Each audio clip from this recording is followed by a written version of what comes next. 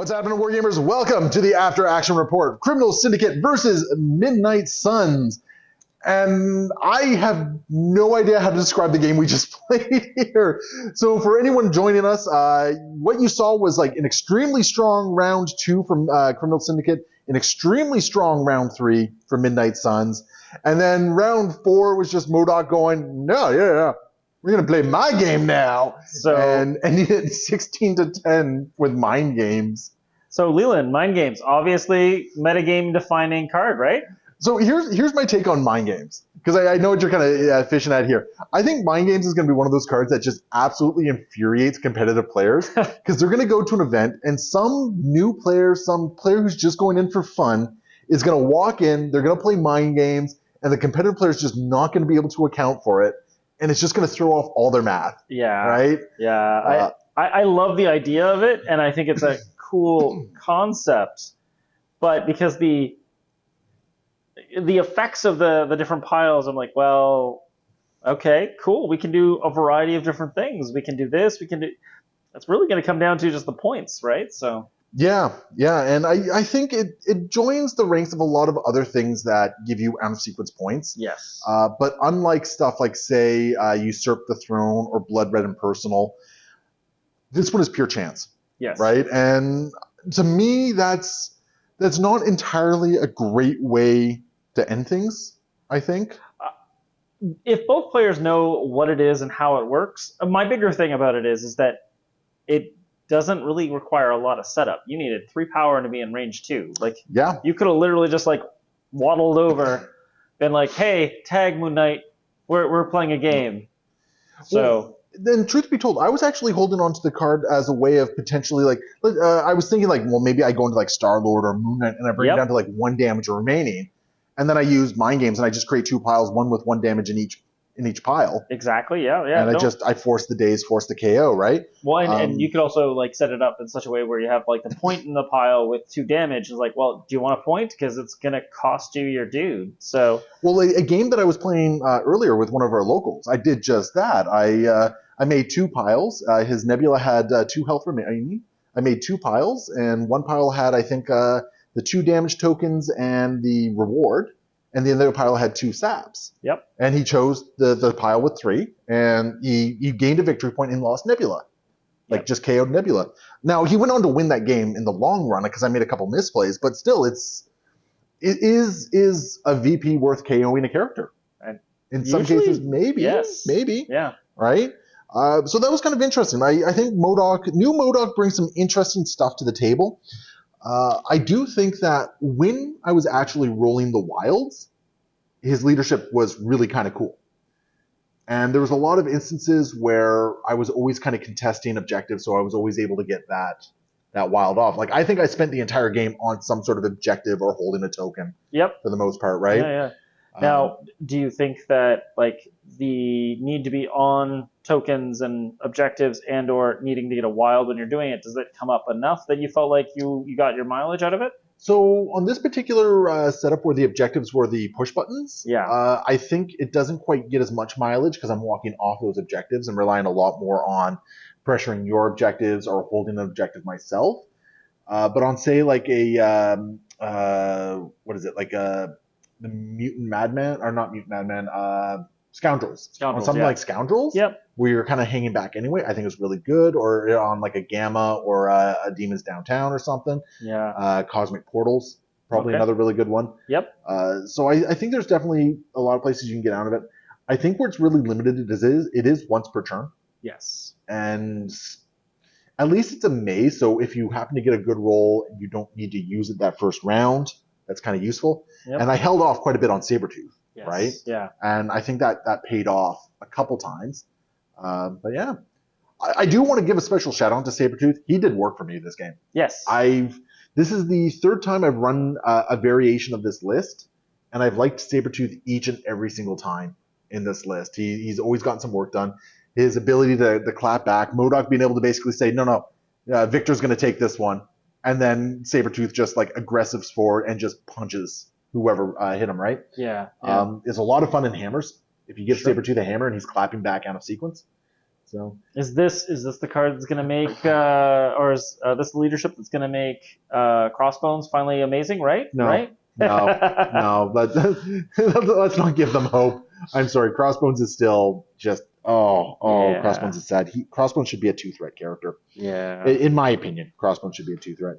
Let's talk quickly about your squad here, because you Yeah. brought a very interesting squad, and once again, you did not bring Siege of Darkness, Yes. which is very interesting. I do think you're kind of hampering yourself a little bit.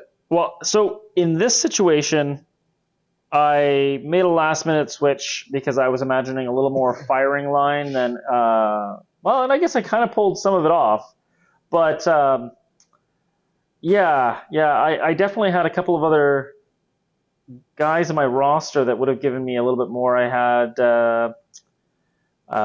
Fury Senior. That's how it works, right? The one from World War II. I had him in the list. And essentially, two got your backs, so that like it's supposed to be like a, did you touch any of my guys? Well, I'm gonna shoot you, and being able to like mid bump in the night to move around and not actually have to waste any of my actions towards that. Felt like I could kind of build up a little bit of extra damage. But unfortunately, I had a lot of attacks where I just did no hits. Yeah, I think that was kind of the unspoken story of this game. We had a lot of really weird. Neither of us spiked. Yeah. Yeah. At least neither of us Yeah. spiked when the other did not. Yes. Yeah. We had a lot of really weird things, like that, especially that round one where you just put so many dice into Rhino, and Rhino was just like laughing it off. Yeah. And then my round two, like I started hitting back. Like my defense dice really didn't show up much in this game. No. Well, except when my big, I roll 6 attacks, you get 5 defense, and I was like, what? There was that one attack, Yeah. yeah. But yeah, it's interesting because you only brought 3 Midnight Suns and you brought Bucky to get the Yep. Rogue Agent in there, Yep. And then you had Zola and Starlord. How did you feel about Starlord and Zola? Well, so Star Lord I think did great, and Zola I brought for some dice manipulation, and Zola would have been better as a Shuri, or would have been better as Zemo, or like almost anybody else. I wanted to give him another chance, but yeah, he just didn't quite measure up, and like even Mordo would have been better at that slot. So and I think, let's be honest, like the way the matchup went here, like he had no business standing up to both Juggernaut and Rhino the way he did. I don't know, man. He only took 1 damage this entire game.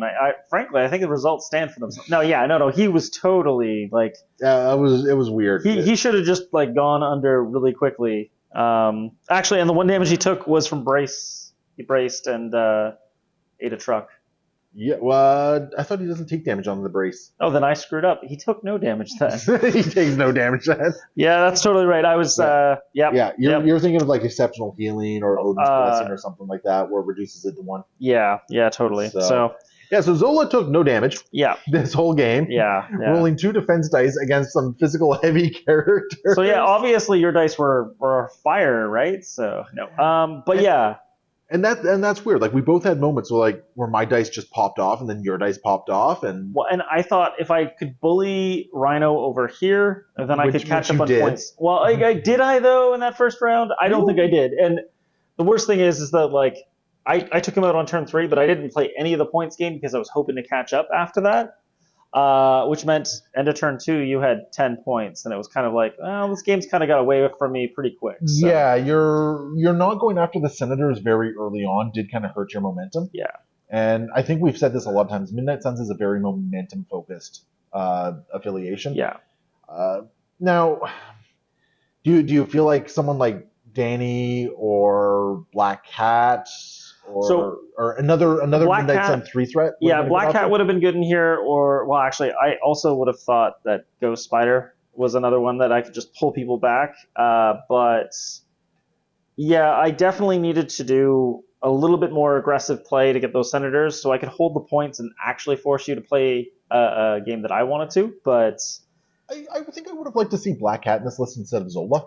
Yeah, I just wanted to give him a chance. I need to make him something. I don't know.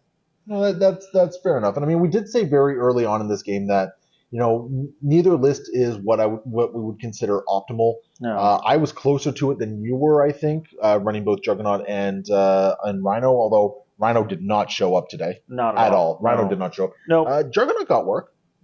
I'm happy with. He picked up a senator early on, and he made sure that these points were most. Well, no, failing to no, take this point. 3 times. Yeah, like I don't know what happened there. yeah. I don't know, man. Don't know what happened And there. remember, I took that with Zola with Rhino on it. So Goodness, that was yes, that's right. Freaking Zola this game. Like I mean, like he did nothing, but he also was like there. he did And nothing, but he did everything. he literally bled Star Lord twice. Just, oh my goodness. No, like all in all, I liked what your pieces did. I think the biggest thing that really held you back in this particular game is you didn't make a run for the Senators as early as you could have. I needed to be more aggressive, and I needed to play into some of the strengths of Midnight Suns a little bit harder. So yeah, I do think you should have brought Siege.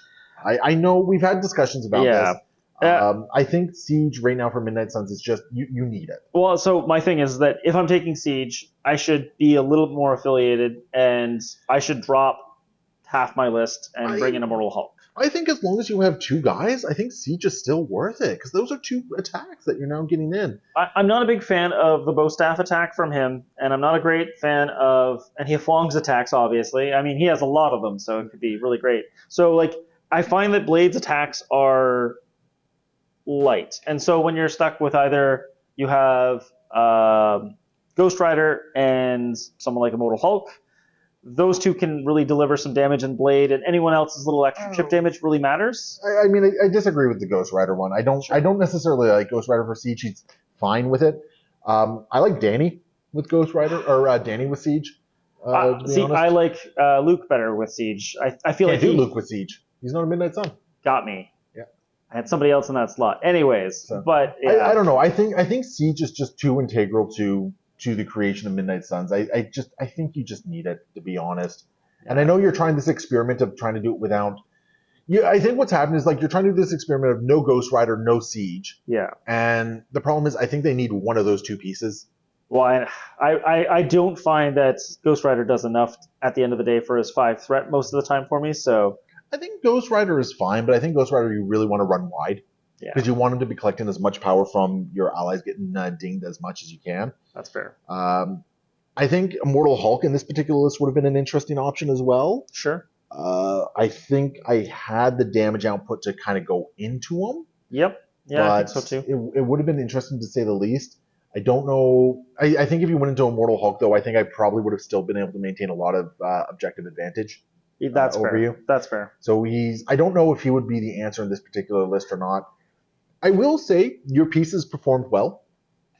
And again, it really came down to just not grabbing those Senators early. Yeah. Right? Yeah, I agree. I think otherwise your pieces performed well. Your plans kind of did some interesting stuff. Neither of our defense dice really showed up when it really mattered. Neither of us, right? Yeah. Otherwise, I think it was still an interesting, fun game, and I hope everyone watching at home enjoyed it as well. Just watch out for those mind games. Yeah, just watch out for those mind games. I think that's all we have to say about this one. So yeah, hopefully you guys enjoyed it. Hit up the comments below, let us know what you thought, and if you want to support the channel, hit up patreon.com/AegisBrand Studios. We'll see you next time. Happy wargaming.